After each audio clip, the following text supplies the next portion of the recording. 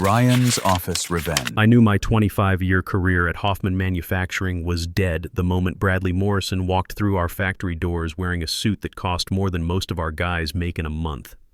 He had that look, like he'd been designed in some MBA laboratory specifically to destroy everything decent people had built with their bare hands. I'm Jerry Hoffman, 49 years old, been working these factory floors since I was 24, fresh out of community college with a degree in industrial engineering and calloused hands from summer jobs. I didn't go to Stanford or Harvard. I learned my trade the hard way, one mistake at a time, until I knew every bolt, every calibration, every sound these machines make when they're running right. My Uncle Frank started this company back in 1978, building custom manufacturing equipment for steel mills and auto plants across the Midwest. When I joined up in '99, we had 30 employees and a reputation for equipment that lasted decades. Frank taught me that manufacturing wasn't just about making things, it was about making things right the first time, every time. I invented the quality control system that made Hoffman Manufacturing famous. Not a team effort, despite what our company website says now. It was 5 years of my life bled out in blueprints and prototype testing, working nights and weekends in my basement workshop while my wife Sarah brought me coffee and told me I was crazy for trying to automate what inspectors had been doing by hand for 50 years. It was an automated inspection system that could detect manufacturing defects with 99.7% accuracy before parts ever left our floor. Hairline cracks in steel beams that could cause bridge failures. Microscopic flaws in automotive components that could lead to recalls. It was elegant, it was precise, and it was mine. See, before I ever signed any paperwork with the company, my uncle's company, mind you, I did something that makes corporate lawyers break out in hives. I kept the patents. Frank understood. He said, "Jerry, you built it, you own it. We'll license it fair and square. Hoffman Manufacturing could use my systems. They could profit from them. They could build their reputation on them. But if they stopped honoring our agreement or violated the terms, I could shut the whole thing down." Think of it like lending your best tools to a neighbor. They can use them, they can make money with them, but they better treat them right, or they're coming home. When Frank passed 2 years ago, heart attack at 67, still came to work every day until the end, his kids inherited the business. Good kids, but they'd moved to California, become lawyers and consultants. They looked at the books, saw a profitable company, and decided they'd rather cash out than run a factory. That's when Morrison showed up. Morrison didn't know about my patent arrangement. Or maybe he didn't care. He was the new chief innovation officer brought in to modernize us, which is business speak for gut the workforce and sell to the highest bidder. The board had hired him after Frank's kids decided they needed professional management to prepare for a sale. He swept into my workshop that first Tuesday morning in September, smelling like expensive cologne and aggressive ambition. Started picking up my prototypes, handling them like toys at a store. "Gerald, right?" he asked, not really looking at me. He was too busy checking his reflection in my computer monitor. "I love what you've built here. Really solid foundation work. But we need to think bigger. We need to stop thinking traditional manufacturing and start thinking Industry 4.0 integration. Detects hairline cracks in steel components. Bradley," I said, keeping my voice level, "it's not a smartphone app." He laughed. Sharp, barking sound like a seal. "That's the old school thinking talking, Jerry. I need you to activate your innovation mindset. We're positioning for an acquisition. Big players are sniffing around. Midwest Industrial Partners. $30 million on the table, but they need a clean narrative. Complexity scares investors, Jerry. Complexity saves lives," I shot back. "These systems prevent bridge collapses, building failures. People die when corners get cut." He stopped smiling. Looked at me like I was a child trying to pay for groceries with Monopoly money. "We'll work on your pitch," he said, patting my shoulder. I stepped away. "Trust the process, Jerry. I'm going to make this company a lot of money." The process, it turned out, involved erasing me slowly.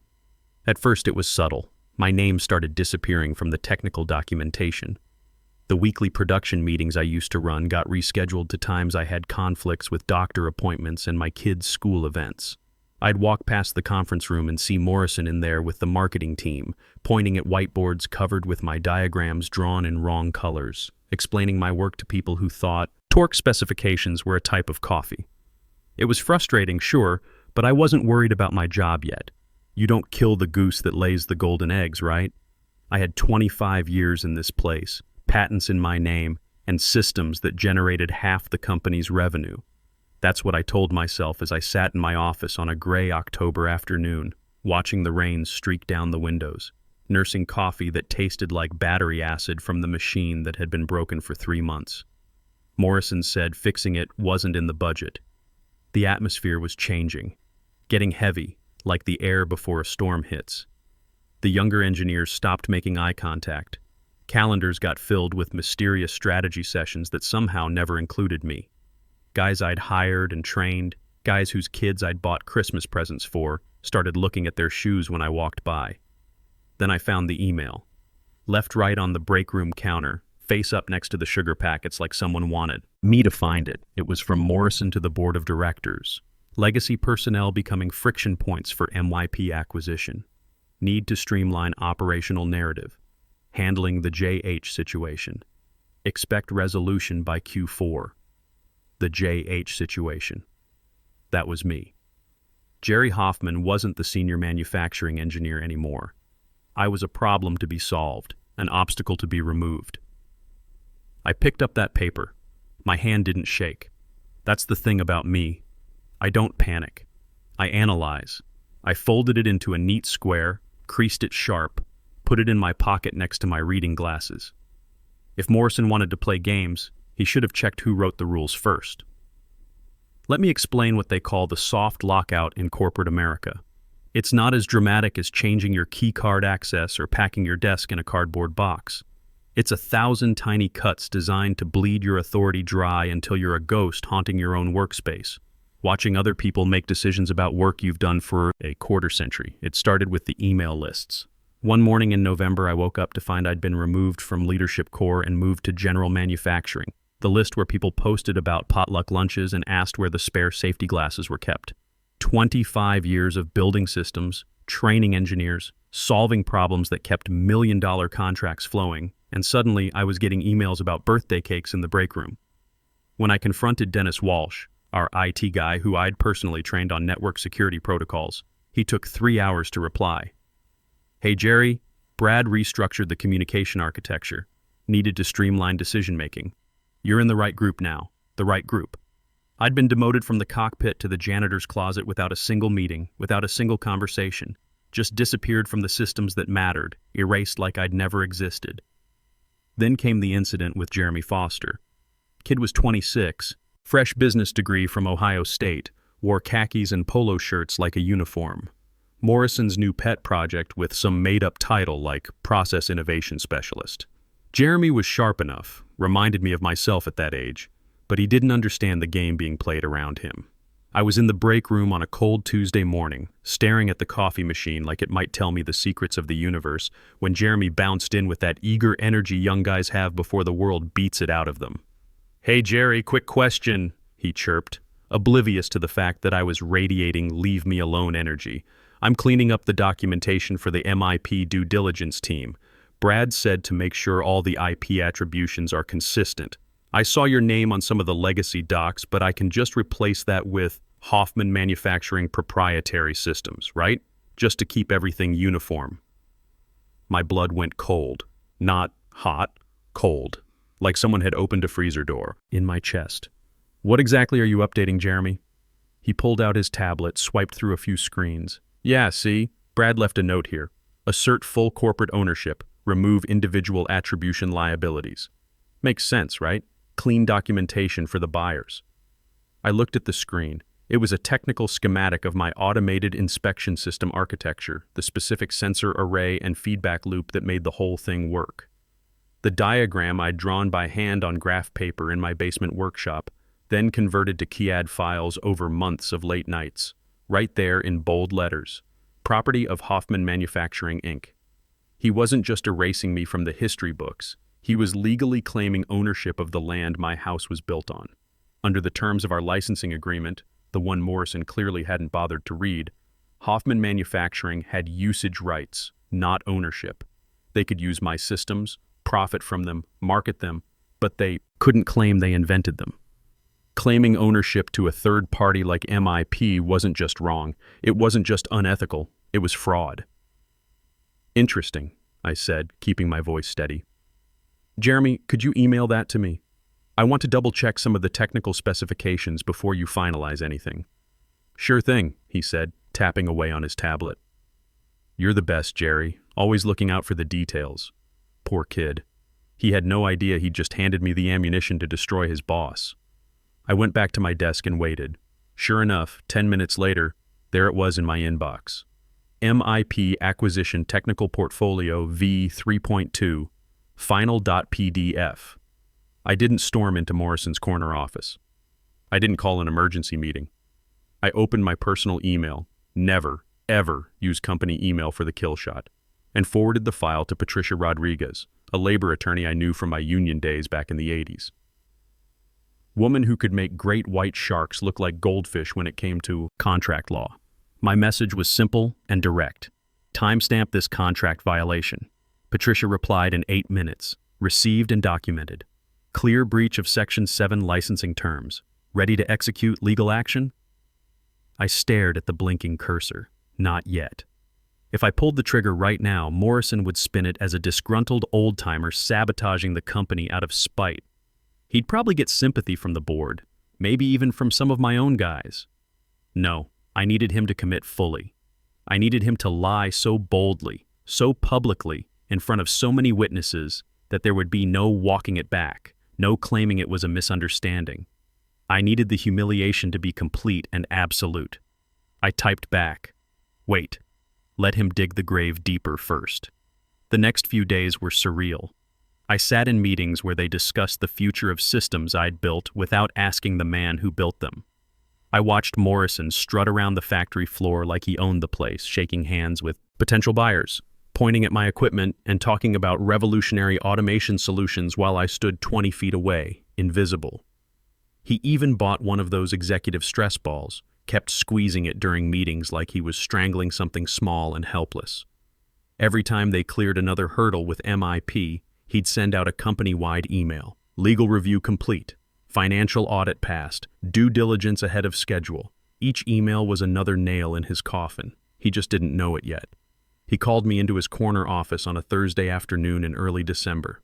Late in the day, sun already setting behind the gray clouds that hung over our part of Ohio like a dirty blanket.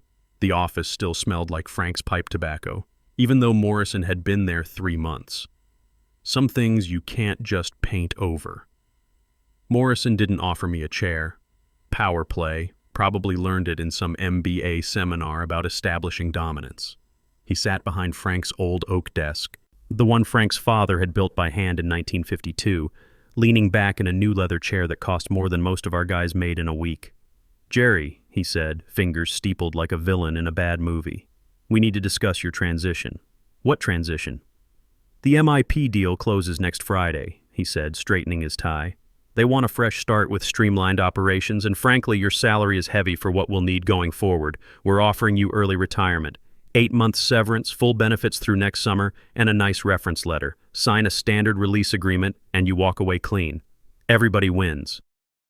I looked around Frank's office. The walls were covered with photos of equipment we'd built, bridges and buildings that were still standing because we'd done the work right. There was a picture of Frank and me from 2018, standing next to the first automated inspection system we'd installed at a steel mill in Gary, Indiana, both of us grinning, like idiots because we'd just solved a problem that had been plaguing the industry for decades.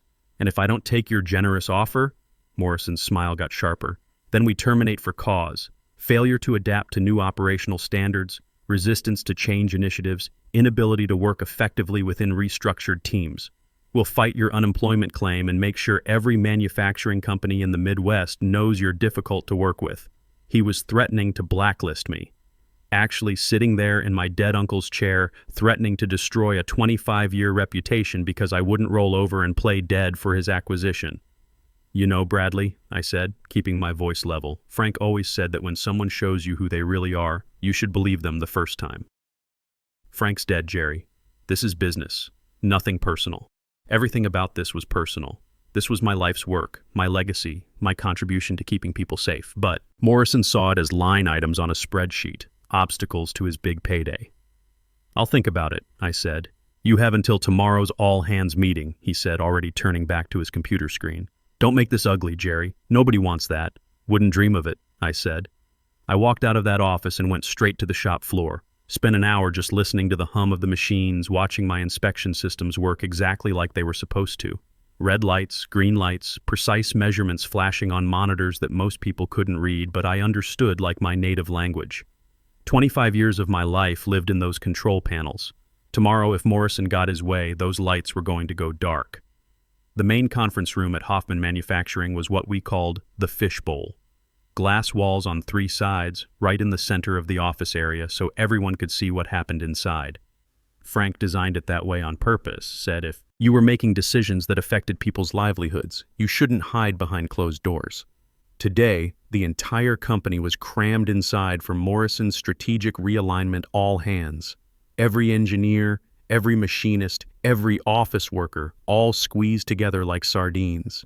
The air was thick with tension and the smell of too many people in too small a space. Morrison stood at the head of the table, flanked by 3 board members who'd flown in from Chicago for the pre-acquisition celebration. They looked like vultures in expensive suits, picking at catered sandwiches while they calculated their cut of the $30 million. Morrison was practically vibrating with excitement. He had the energy of a man who thought he was about to become very rich, very quickly. I stood in the back, leaning against the wall next to the American flag Frank had hung there in 2001. Wore my usual work clothes, dark jeans, company polo shirt with Hoffman Manufacturing embroidered on the chest, steel-toed boots that had walked these floors for a quarter century.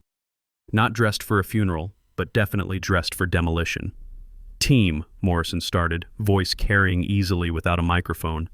"Today we stand at the threshold of transformation.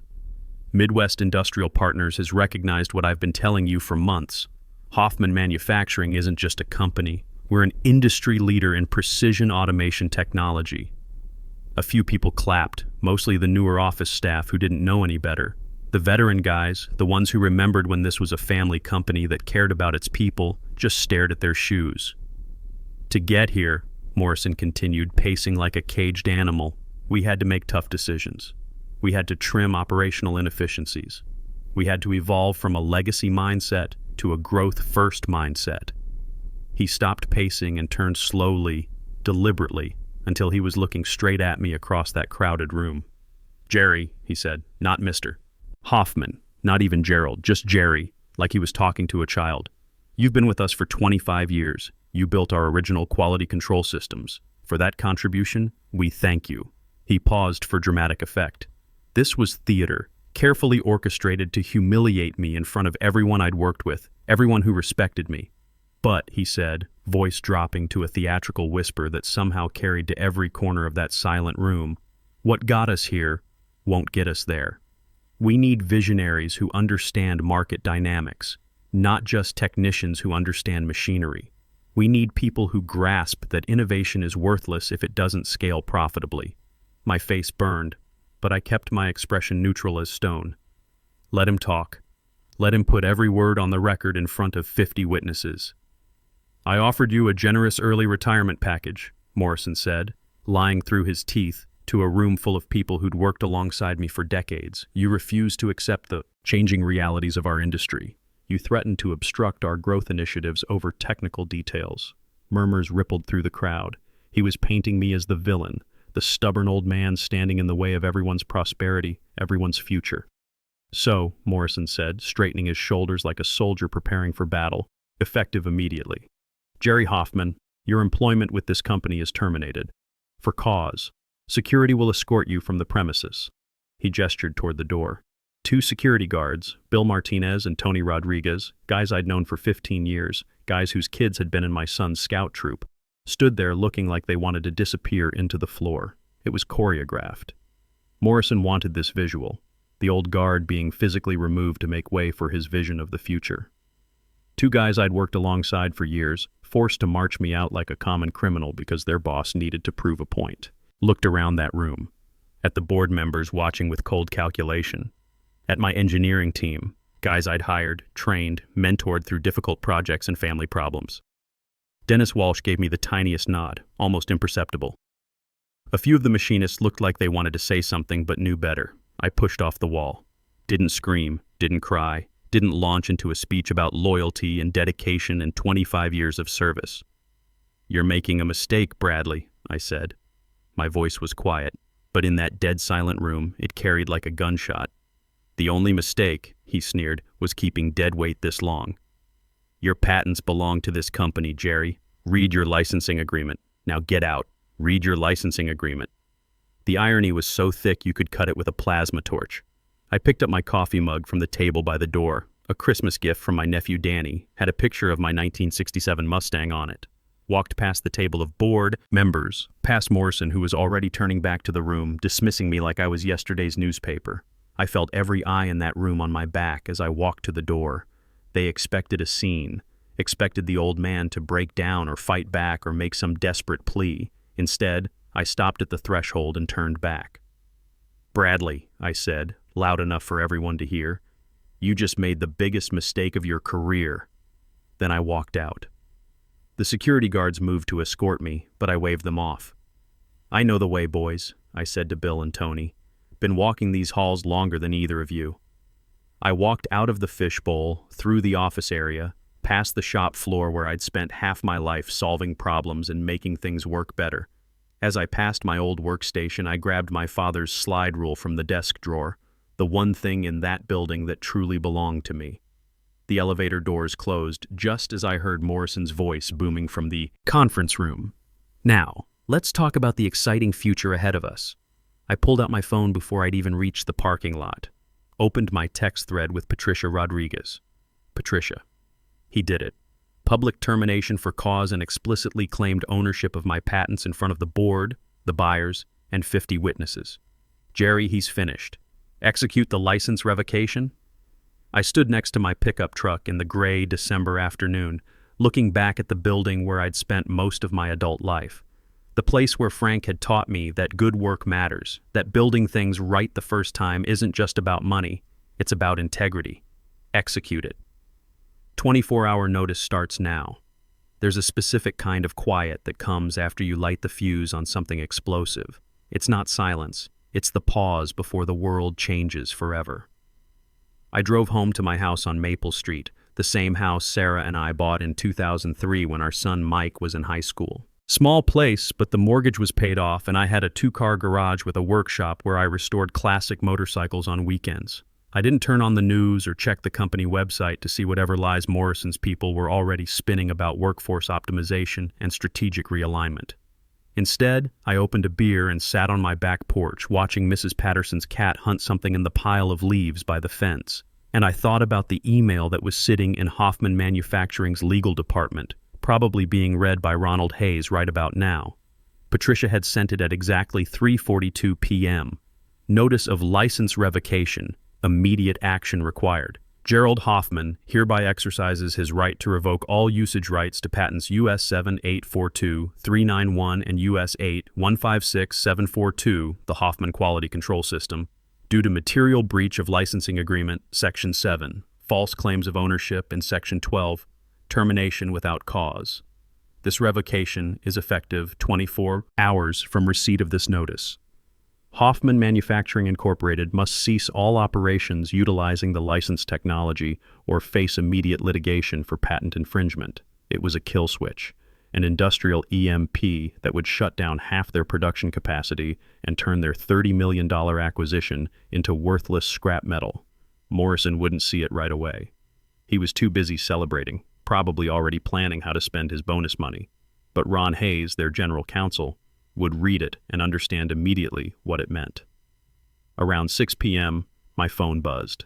Text from Dennis, still holed up in the IT department. "Dennis, weird energy here. Ron just ran into Brad's office looking like he saw a ghost, shouting behind closed doors." I smiled, took another sip of beer. "Dennis, I'm doing fine. Keep your head down and don't get caught in the crossfire." By 8 p.m., the first call came. Not Morrison. He was too proud for that. It was Ron Hayes, the general counsel, and his voice sounded like he'd been gargling gravel. "Jerry," he said, trying to sound calm but clearly fighting panic. "We received some concerning documentation from your attorney today." "Hello, Ron. You mean the license revocation notice?" "Let's not be hasty here," he said, attempting a reasonable tone. "Bradley was heated this afternoon. The termination situation. We can reclassify that as a voluntary separation. Early retirement like you discussed. We can even improve the severance package substantially." "Ron," I said, settling deeper into my porch chair, "Bradley made it crystal clear in front of 50 witnesses that he thinks my patents belong to your company. Since he seems confused about who owns what, I'm just helping clarify the legal reality. Jerry, be reasonable. Midwest Industrial Partners signs the final papers Monday morning. If this licensing cloud is hanging over our core IP, they'll walk away from the entire deal. You're not just hurting Bradley, you're destroying the company's value, everyone's jobs. The company has no value without my systems, Ron. And Bradley made that crystal clear when he called me dead weight and had me escorted out like a criminal." I paused, watching a hawk circle over the neighbor's field. "You've got 18 hours left to figure it out." I hung up and blocked Ron's number. Then I saw Morrison's name flashing on my screen. I let it ring once, twice, then sent it straight to voicemail. He called 11 more times in the next 20 minutes. I could picture him in Frank's old office, tie loosened, sweat beading on his forehead, staring at his phone like it had betrayed him. He was used to intimidating people into submission, used to throwing around corporate authority until problems disappeared. But you can't bully physics, and you can't threaten a patent holder who doesn't need your money or your approval. I grilled a steak, watched the evening news, called my son Mike to check in, slept like a baby. The next morning I woke up at 7 a.m. sharp, less than 9 hours until the deadline. My phone was a graveyard of missed calls and panicked text messages from numbers I didn't recognize. Word was spreading through the company like wildfire. At 9:30 a.m. my phone rang. "Unknown number, Chicago area code. This is Jerry, Mr. Hoffman. This is William Crawford, lead counsel for Midwest Industrial Partners. We received some very concerning documentation regarding the intellectual property status of your quality control systems. Do you have a moment?" I smiled, settling into my kitchen chair with a fresh cup of coffee. "For you, William?" "All the time in the world."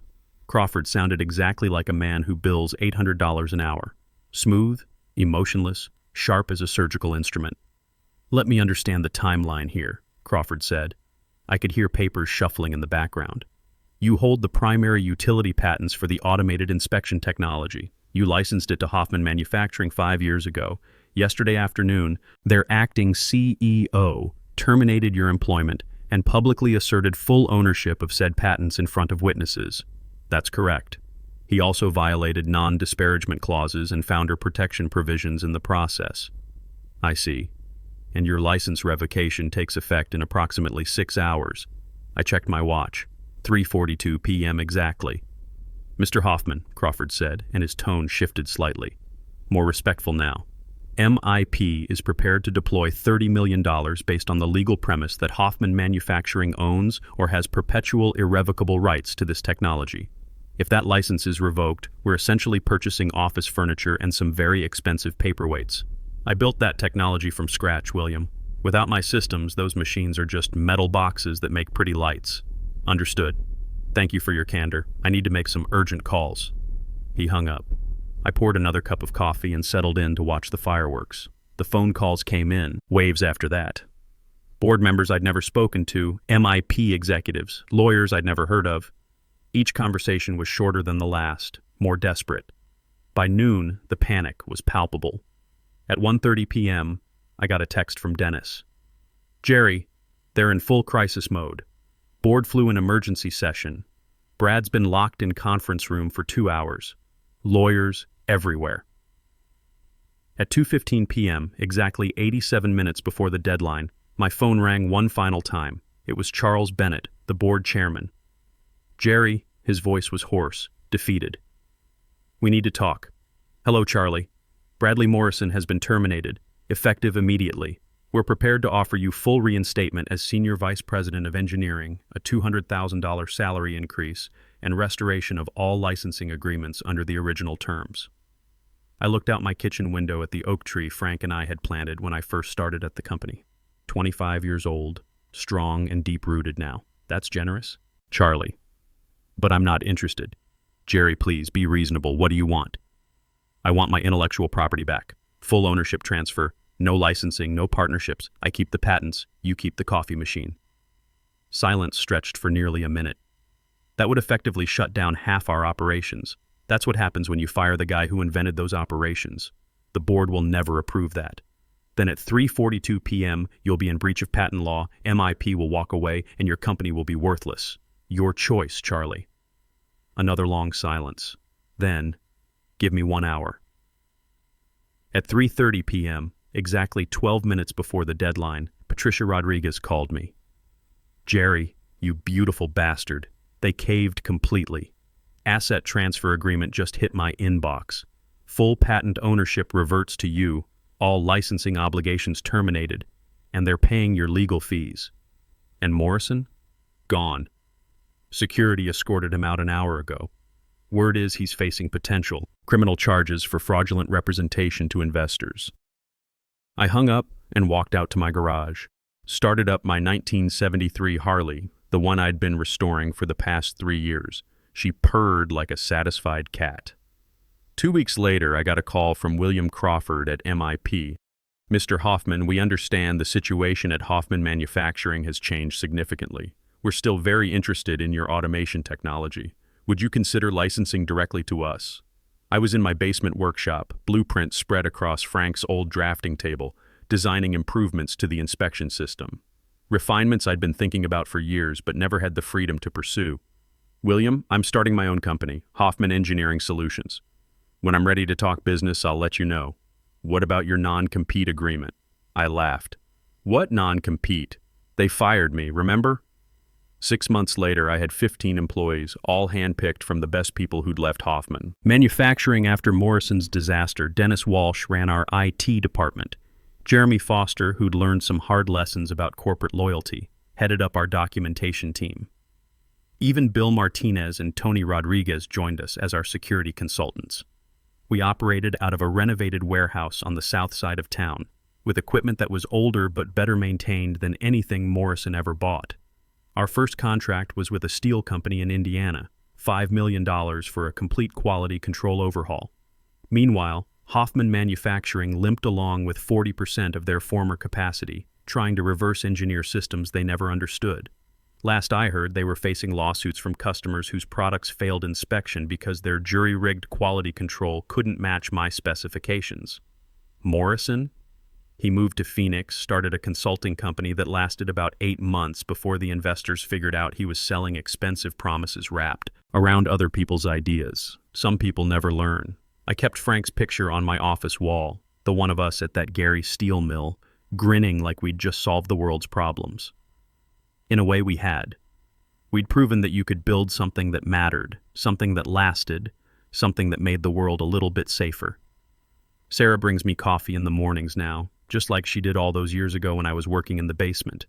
Except now she's not telling me I'm crazy. She's telling me I'm finally free. Real power doesn't announce itself with expensive suits and fancy titles. It simply acts with precision and the patience to let consequences unfold naturally. They thought they could extract the value and discard the creator, but engineering isn't mining, it's gardening. Fire the gardener and everything dies.